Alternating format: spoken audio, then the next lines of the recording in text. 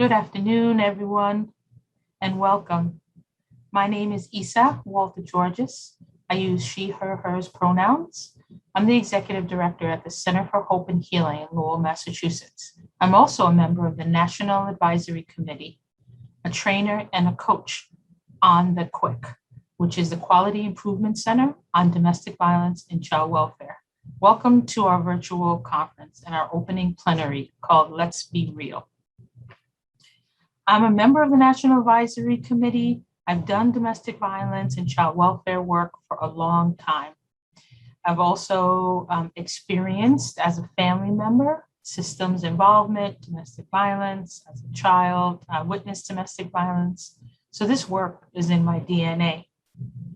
I'm honored to be moderating this panel that you're about to see and spending some time with brilliant and amazing leaders. My role is to set a little bit of context for the video you're about to watch. We're here today because the Quality Improvement Center and Futures Without Violence is testing an approach that places equal value on adult and child survivors of domestic violence, particularly in the child welfare context. This work isn't new though. We already know the statistics. We know that 53% of Black children will be investigated by their 18th birthday. And we know that more than 50% of Black men will be arrested by the age of 23. We understand these intersections, as well as the inextricable link between domestic violence and child abuse. We have known about these issues for quite some time. We've worked in silos, unfortunately. And we've heard the commonly held beliefs that domestic violence and child welfare professionals don't get along and that courts don't help. We know these things about every point in the system where disproportionality and differential outcomes exist for children and families who have experienced domestic violence, particularly children and families of color. So we're not going to rehash what we already know.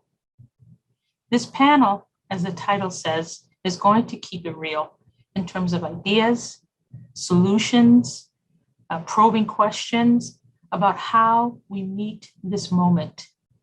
These policy and practice leaders from local and national levels have expertise in trauma-informed care and evidence-based practices, and that's only matched by their commitment to equity, to anti-racism, and their brilliant minds and hearts for children and families.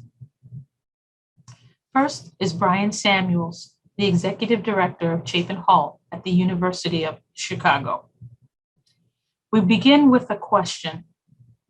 The pandemic and the racial reckoning that we are experiencing as a country has brought all of the issues we struggle with in terms of child welfare, domestic violence, and racism into clear and powerful light.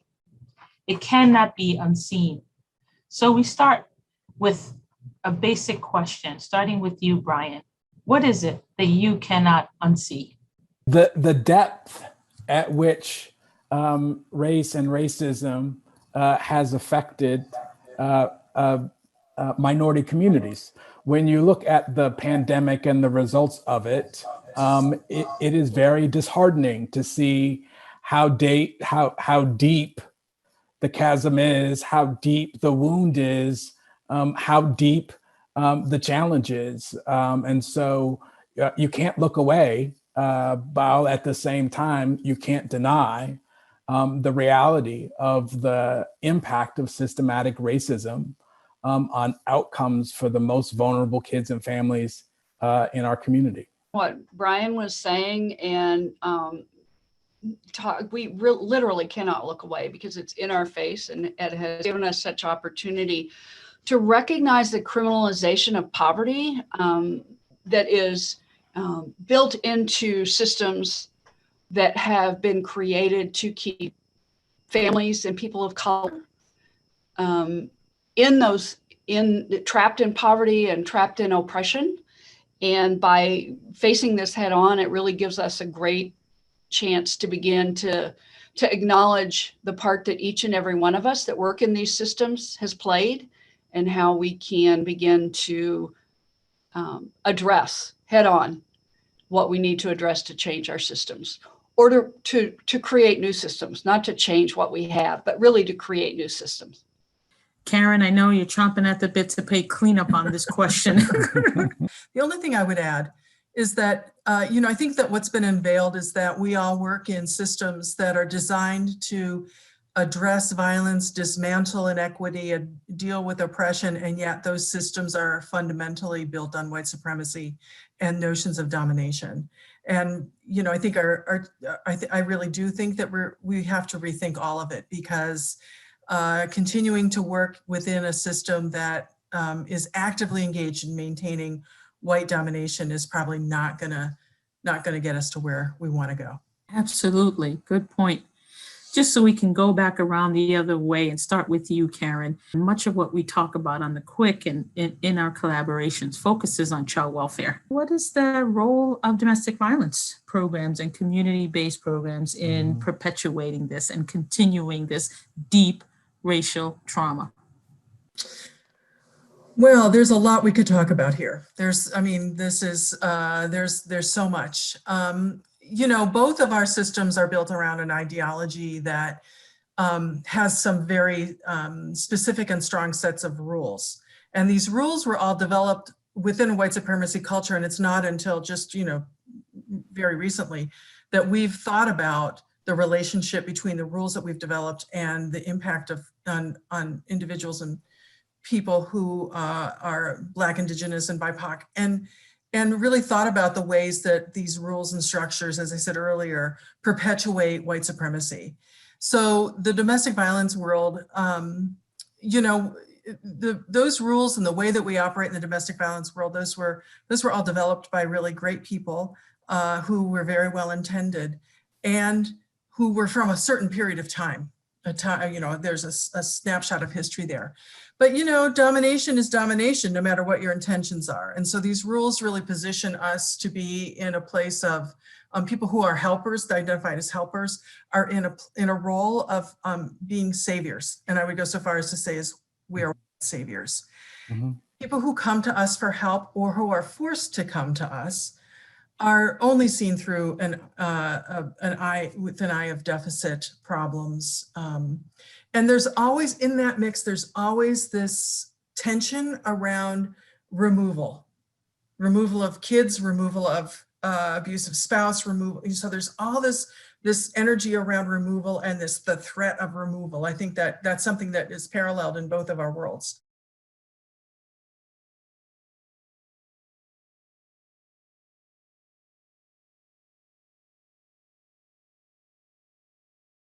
I would say that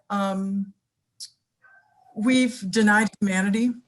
We've denied the humanity of the people that come to us for help. We've denied the humanity of ourselves. Our system is built on the idea that not only are you going to do some work, but the work is going to subsume your identity. And in subsuming our identities, then we lose track of the ability to hold on to humanity and to be able to hear feedback, especially when it's critical. I think the other thing is, and most importantly perhaps, is our denial historically and even today, our denial of the intersection of violence in families, racism, and white supremacy, our denial of the voices of BIPOC people around us, of BIPOC leaders and their expertise, knowledge, and experience in their own communities. For years, they've been telling us your relationship with the criminal legal system is going to result in harm for Black communities. Please don't do this. And yet we've continued to do it. So, we are, well-intended or not, we're all good, really good people, right? But we have actively engaged our system and with other systems that are fundamentally about racist actions against communities of color. So not only, right, has the DV and SV movement, I would say, contributed to the depth of this divide, some of us, and I come up through the movement as well, would say you co-opted a movement from the Black women who started it, who started at their kitchen table, right? Folks don't know often about Rosa Parks. We talk about her in a civil rights context, but she was one of the first rape advocates, anti-rape activists, right? So Black women started our movements, right? And we had kitchen tables, and we had my phone number, and we had churches, and we had I'm gonna come drop some food off to your sister, and we're gonna keep you safe, right? And that wasn't funded. There was no VAWA, right? But then money came, federal policies came, and we became an industry. We became a profession, right? We became programs, and the voice of Black women, particularly voices of Black women, were left behind. So what is it that you would say right now, Vicki, to our movement? A lot to say, starting with some of the stuff that Karen talked about. But I think most importantly, when you describe the history of how this work got started at the grassroots level with people who were helping each other, we started with co-opting that story and that work. And so there was a lot of work. There were decades of work done before VAWA passed in 1994. And we need to acknowledge that and understand what that looked like. Most of that was done without funding, but it was also created as it grew, and as white people in particular, white women in particular, began to recognize that this is a way to help each other. They had resources that they brought to the table, and they had connections that they brought to the table. And they identified law enforcement in particular as the way to save and end domestic violence. And so we began really leaning so heavily, both the child welfare system and the domestic violence system, on the criminal justice system to stop the violence in the homes, right? And all we did was create yet another system that oppressed people of color and ignored what they were asking for and what they were already had already started. So I'm going to pick up on this criminalization, because in some ways, the criminalization, right, of domestic violence has a cousin, and that is mandatory reporting, right? It becomes a criminalization of abuse and neglect. Brian, would you talk to us a little bit about mandatory reporting and how it contributes to racism? The number of reports of abuse and neglect, primarily through mandated reporters, the number doesn't vary greatly from year to year. It's somewhere around 3.5 million calls reporting abuse and neglect. Of those calls, less than 15% of them result in a determination of abuse and neglect. So by and large, most reports are unfounded or screened out for a lack of information or specificity. And so we have built this system. We have trained a bunch of people in the ways in which they're supposed to report. And by golly, those folks are reporting what we ask them to report. It's just unfortunately, much of what we've given them to report, the way in which we've created a structure around which they make these reports, they provide information that is either inaccurate, inappropriate, or simply doesn't rise to the level of an abuse or neglect. And so I think the real challenge around mandated reporting is to really think through what role, if any, it plays in the larger child welfare system, and how to narrow the implications for just those families that need support the most. Having said that, it's also true that as you move from the mandated reporting system into the investigation system, you have similar rates of disproportionality, and you have similar disparities when it comes to an accurate determination of abuse and neglect. So I wouldn't want to leave it to just the mandated reporting, because those are the folks outside the system, but the folks at the front door of the system also struggle to accurately and consistently assess who needs help and who doesn't. And that the randomness with which that happens, is not surprisingly, disproportionately disadvantages people of color. Related points. One is that you have seen this kind of evolution in disproportionality or disparities, right? So racial groups have evolved in terms of their overrepresentation in child welfare overall. Now, this was a while ago, but I spent some time in the federal government. And during that time, we saw that there were about 10 states that most of the reduction of children of color occurred.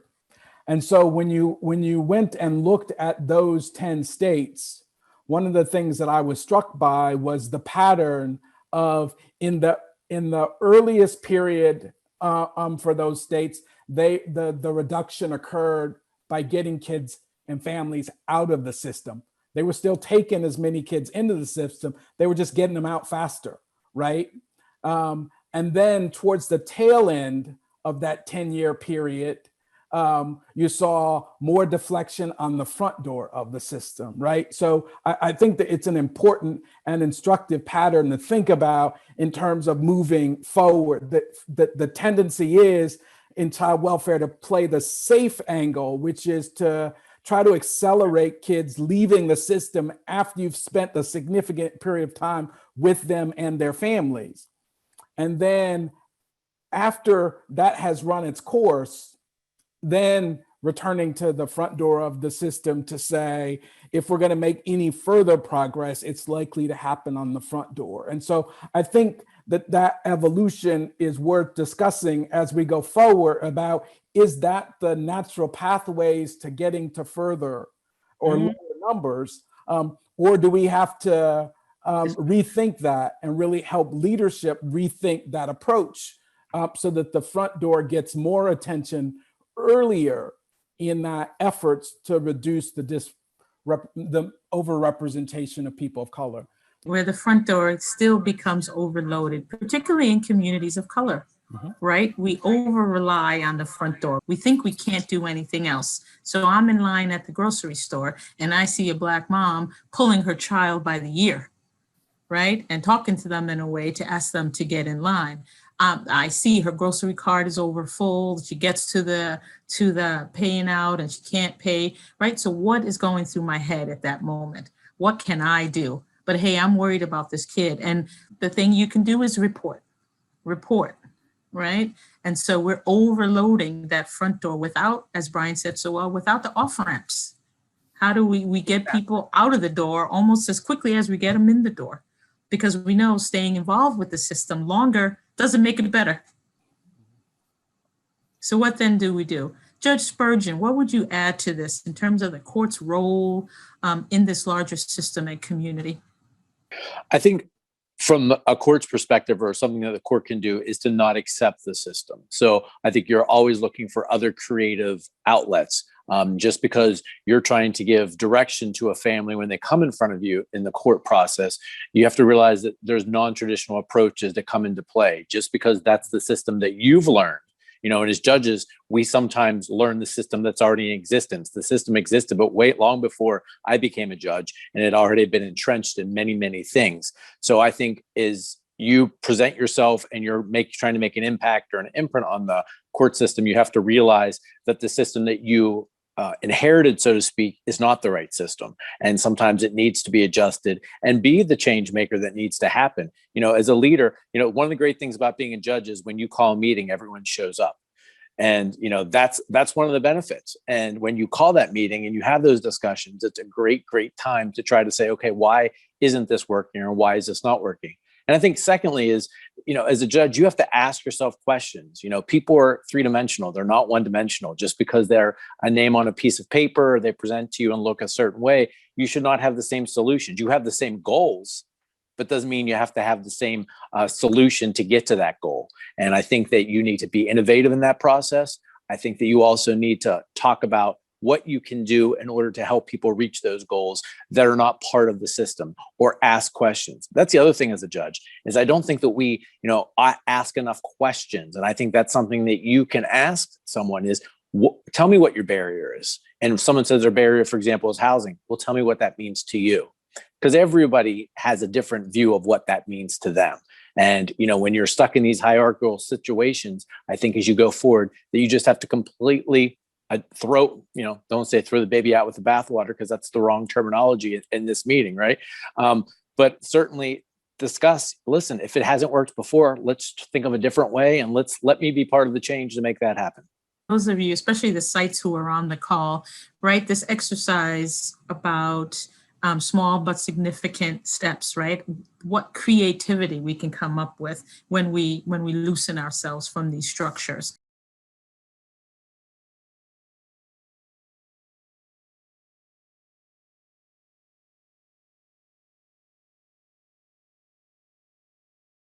What is abuse and neglect, right? We've struggled around domestic violence with, neglect, domestic violence being automatically neglect at best and abuse at worst. So I'm going to start this time a little bit with Vicki, right? Talk about your experience in the DV world, about when do you file, when do you not, and what are the considerations out in the community domestic violence programs bring to this issue, this question of neglect? So what I'd really like to start with is this question about how do we define it and who defined it and where that definition came from. And I think we start with the origin of the system, the origin of the responses to child welfare and child neglect, and who decided what was neglect. And it certainly isn't defined by most of the people who are charged with that.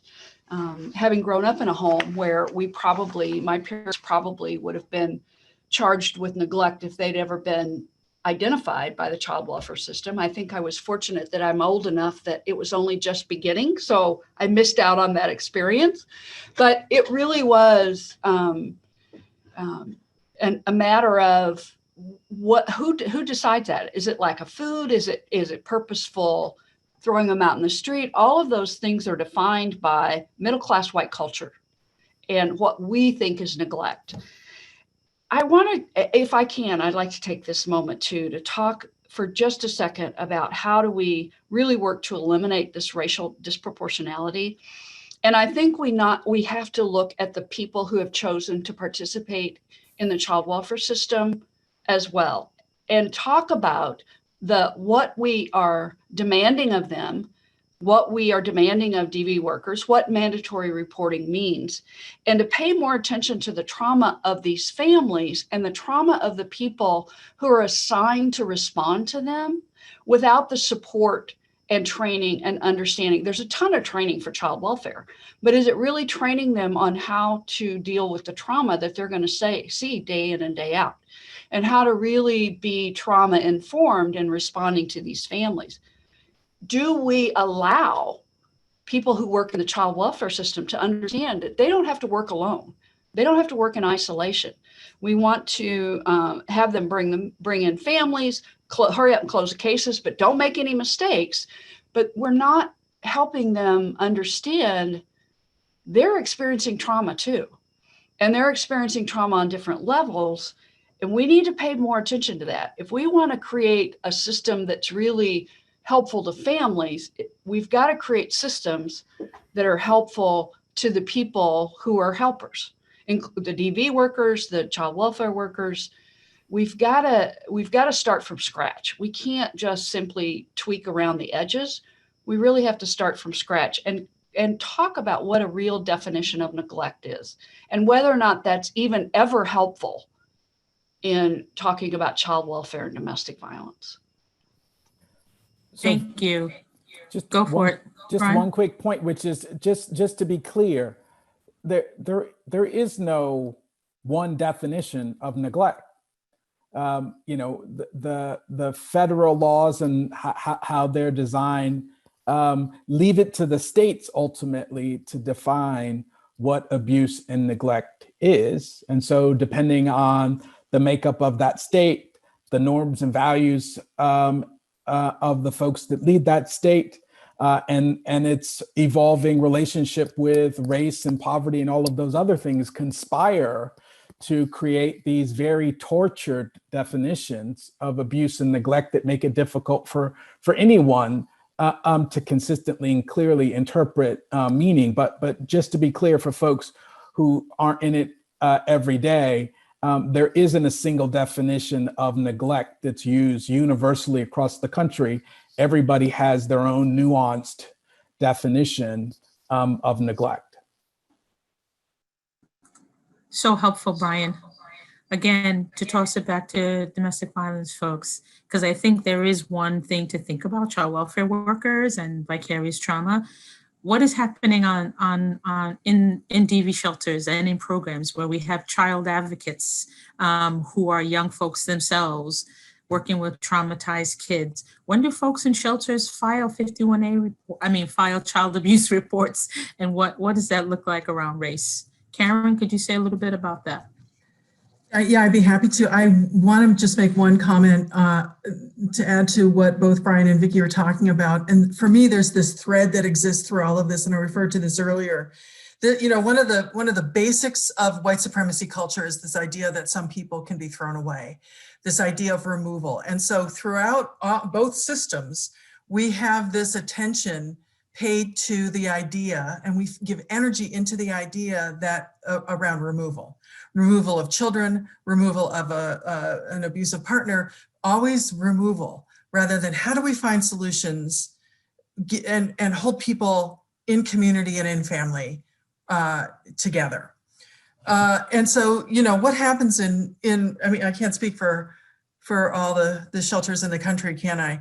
But what I do know is that not all domestic violence organizations, programs, shelters have child advocates. It's something that we've been pretty keen to keep an investment in over the years here in Vermont. We feel like it's important for children to be recognized as people with agency and decision-making ability and much to offer about their own lives and what happens to them. So we've kept that investment alive here in Vermont. But I think it is really tricky to know what to do with mandatory reporting. The law varies across the country. The standards vary. Shelters across the country are still talking about spanking and what to do about spanking and what all that means. I think that there's the thing that we do that's a shortcut is we ask ourselves, what would I do? What does this feel like to me? What does this look like to me? And often we're doing that because of many things that are outside of our control. We're doing that in a way that we're doing it in isolation. And so if we think about, I think in many organizations that are really being very thoughtful about this, they make the time and the space to talk about all of this. And I think in many organizations, the conversation has to actually start with the people involved. Starts with the parents, starts with the child, and threading the needle between what's our responsibility to state law, what's our responsibility to mandatory reporting, and what's our responsibility to the values and principles that guide our work. That can be tricky. Isa, you said something a couple weeks ago that I have just I keep thinking about this in response to the term mandatory reporting. You said, let's think about mandatory supporting. That's not me, that's Tien and Lana. That's Tien and Lana. That's right.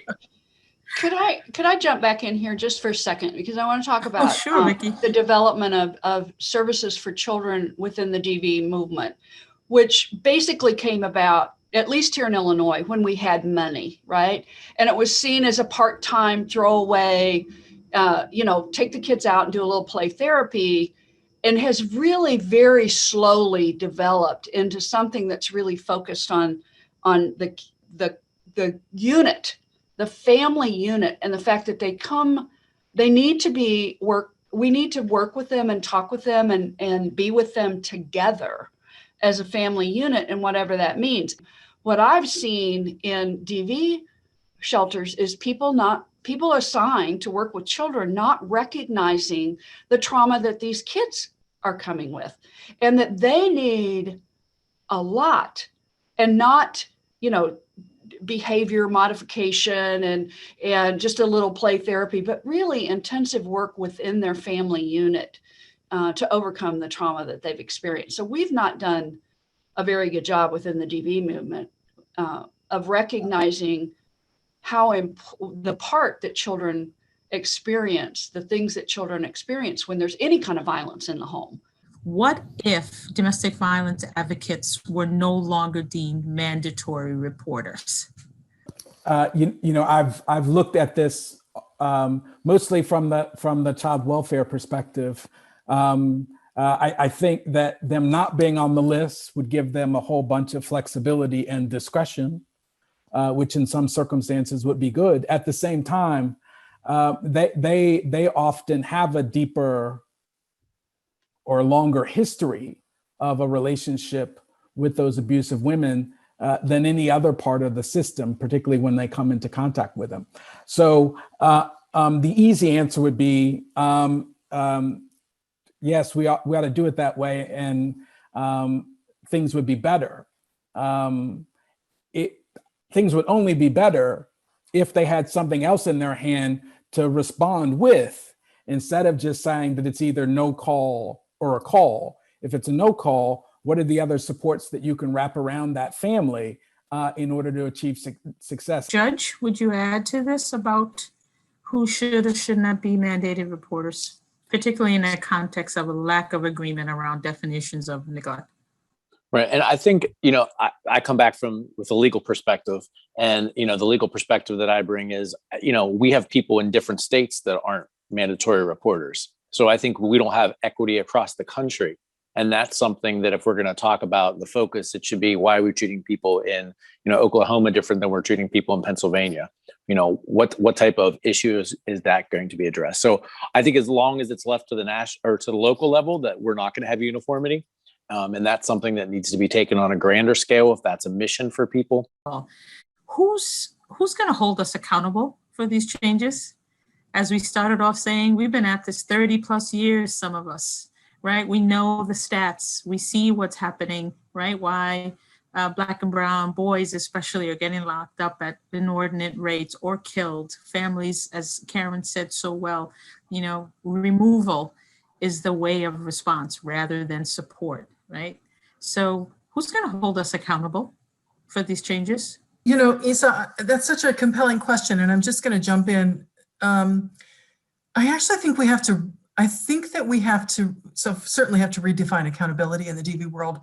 Accountability for decades has meant punishment, and that's just not an effective way of changing behavior. We know that. There was a quote from Lee Goodmark on one of the slides. We know that the approach of working with the criminal legal system and arrest and prosecution and all of that is really not doing what we wanted it to do. So let's stop doing it. We have a whole system, many systems, all the systems in the United States are built on white supremacy culture. And when we think about change, when we think about transformation, we think about how are we gonna make this different? The question I think sometimes, at least I do, I slide right into process. I slide right into, this is the thing, these are the things we have to do. These are the people, the names that are going to be holding us accountable. This is how we rebuild the system. What if we were to take a look at white supremacy as a habit, right? It's a habit. And maybe I'm speaking to white people, but we habitually engage in white supremacy actions and cultures we don't even think about it. It's just our habit. What are the practices that we need to interrupt white supremacy culture in ourselves and in our systems? And maybe one of the practices to start with is to really think about everything starts with a racialized analysis. I mean, this is the United States of America. It's a racialized culture. It's a racialized kinds of white supremacy. Everything, as I said earlier, everything's white supremacy. It's all racism. So what if we start with looking at systems using a radical racialized analysis? Start there. Think about what happens to Black and brown and Indigenous families first before we start tinkering with systems and imagining what it would look like if everything that we intended to happen actually did happen, and move, really get specific about what that looks like and then figure out how to get there. I think that mistakes get made in the system all the time. Right. But it's not the system that incurs the consequences of those mistakes. It's the families, right? So we've shifted the burden of this decision off of us and onto families. And I think as long as that's the power dynamic, that we get to choose who's responsible for what.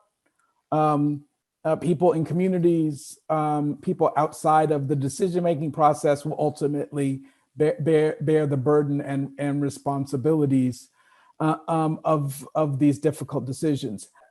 It's often the case that we come up with a system for making assessments and making choices about who comes in the system and who doesn't. And with each of these systems, we assume that it's just the people that are the means through which race and racism gets translated into results. Right. But when you take the long arc of child welfare, what you recognize is that it's about the where things happen, how they happen, when they happen, and by who they happen. And so in some respects, we have looked for simple solutions to a complex problem, right? And so I think we've got to be more sophisticated in our thinking, be much more disciplined in the way in which we think about reform, and ultimately hold ourselves to a higher degree of accountability than we have historically. That's not an easy task, but it really is the task that's before us. And there may actually be a window of opportunity where we can bring forward not just simple solutions to a complicated problem, but sophisticated solutions to that problem in ways that our families will benefit. I mean, we've got to also acknowledge, right, that even if we talk about that neglect population, there is some diversity in there. And we can't minimize the consequences of multi-generational poverty. It has real consequences on the ability of families and individuals to function in a healthy and productive way. And so we can't go in and say, well, it's not abuse and neglect, and therefore it's not our responsibility. There's real harm that's been done. There are real struggles. There are serious family dynamics that come with this. And so it's easy. Let's not fall back on the easy one bullet approach to solving the problem. Let's agree that this is multi-layered.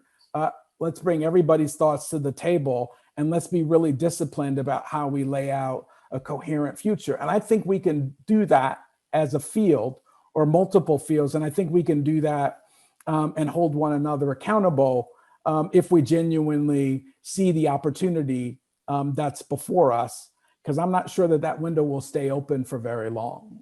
Can I jump in here a little bit? Because I love what everybody's been saying, but it feels like to me what we have to do is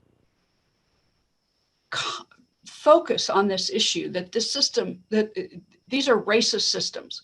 They're built on racist ideas, and they're systems not hold each other responsible as the individuals who are participating in these systems, because we come from these systems and societies as well.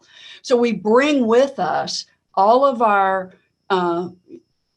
innate racism and classism,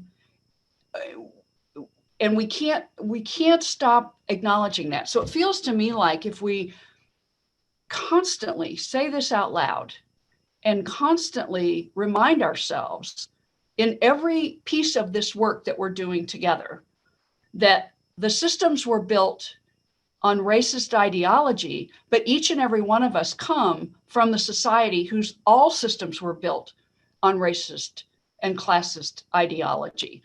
And each of us brings part of that with us, and we have to constantly have that in front of us and can't say, well, the system's intractable, it's too big, it's this and that, because each and every one of us comes to this work every day with those parts of us that we have to acknowledge. And we have to keep saying this out loud. In some ways, it cuts back to where Karen started, right? The radical transformation is within, right? Decolonizing our minds, examining our own actions in some ways, and anti-racist steps, right? That's on each one of us. I want to thank each one of you from this panel. You all have illuminated so much. I thank you for your honesty, for your vulnerability. Please read the chat. There's lots of love and accolades happening for you there. Again, it's been an honor to be in this time with you.